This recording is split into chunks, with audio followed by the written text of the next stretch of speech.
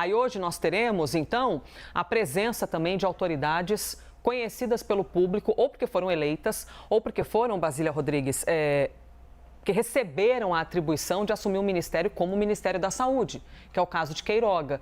E de que maneira, hein, essas pessoas podem contribuir para os denunciados?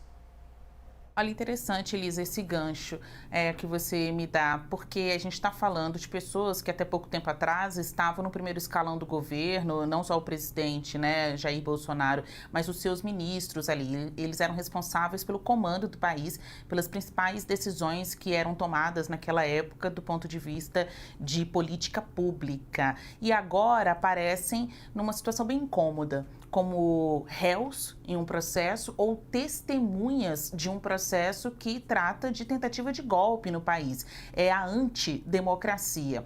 Então, hoje, alguns desses ex-ministros vão ser ouvidos nessa condição de testemunha para falar de ex-colegas de governo, pessoas que com quem dividiram espaço, conversas, impressões, aquele tipo de contato dito e não dito, né? Porque mesmo em situações em que não houve uma conversa, eles dividiram a presença e o espaço do poder público. Estiveram ali, pelo menos, como observadores privilegiados do que acontecia no governo de Jair Bolsonaro. Então, para passar isso a limpo, a defesa chama essas pessoas para que eles falem bem dos seus ex-colegas de trabalho. Digam, e foi o que eu ouvi de uma dessas testemunhas, o Marcelo Queiroga, que é ex-ministro da Saúde, ele vai depor defendendo o Braga Neto, o Augusto Heleno, também ex-ministros do governo Bolsonaro, com o mote de que eram homens públicos, de elevado espírito público, que queriam o bem do país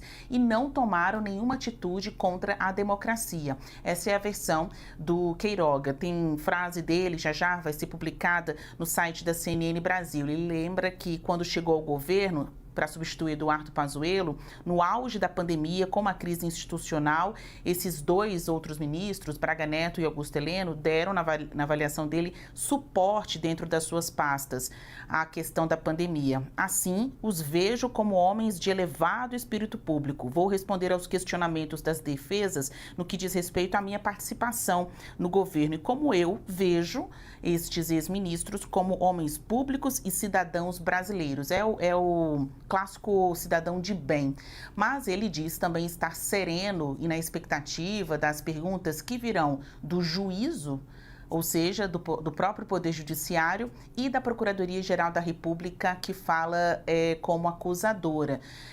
Se houver perguntas do tipo, você já ouviu falar de algum plano de golpe? Quais eram os assuntos tratados nas conversas, não só sobre saúde e pandemia, mas sobre gestão de governo, sobre futuro de governo, caso saíssem perdedores das eleições de 2022. Ele diz que está preparado para responder a qualquer dúvida, seja da defesa, acusação ou mesmo do Supremo Tribunal Federal. É o que a gente vai acompanhar logo mais 2 horas da tarde. Troquei mensagens agora de manhã também com outros ex-ministros arrolados como testemunhas também de defesa. Neste caso, Elisa, um deles, na condição de reserva, anonimato, me disse que vai falar a verdade. É um ex-ministro que dividia com o ex-presidente Jair Bolsonaro algumas das principais decisões de governo e de articulação com o Congresso Nacional, aquele chamado ministro Palaciano. Ele também vai depor.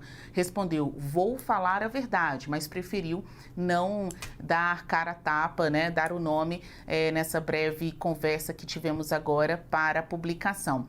Outro ex-ministro, Eduardo Pazuello, que hoje é senador da República, me disse que teve o depoimento adiado, ia ser nesta semana mesmo, estava na lista inicial, mas segundo ele, a nova data, e a gente confirmou aqui no processo também do STF, junto à produção aqui da CNN, a nova data é 2 de junho, então no limite das datas previstas para ocupar, né, o espaço desses depoimentos. No limite da data prevista para obter todos estes depoimentos, o STF vai ouvir o Eduardo Pazuello. Então, como ponto geral dessa análise, dizer que as testemunhas de defesa vão alegar nestes depoimentos que os generais, também ex-ministros, defendiam a democracia, respeitavam a democracia.